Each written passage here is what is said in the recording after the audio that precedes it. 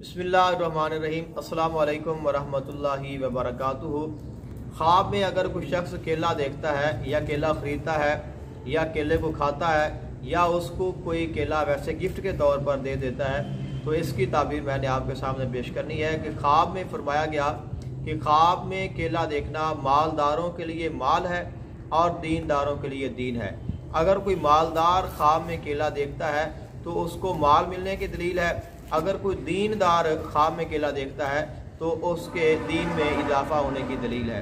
अगर कोई शख्स ख्वाब में केला देखता है या केला ख़रीदता है और या उसको कोई शख्स केला दे देता है तो इसकी ताबीर ये है कि उसके माल में और इजाफा हो जाएगा। लेकिन अगर कोई शख्स ख्वाब में केला ख़रीदता है या कोई उसको देता है और वो उस केले को खा लेता है तो इसकी ताबीर ये है कि उसके दीन में भी और उसके दुनिया में भी नफ़ा होगा, कि दुनिया में भी उसको माल और दौलत इज़्ज़त मिलेगी और जो दीनदारी है उसमें भी उसकी इजाफा होगा। और एक ताबीर ये भी बयान की गई है कि अगर केले के मौसम में कोई शख्स ख्वाब में केला देखे तो उसकी ताबीर ये है कि उसको मालदार और ख़ूबसूरत औरत मिलने की दलील है।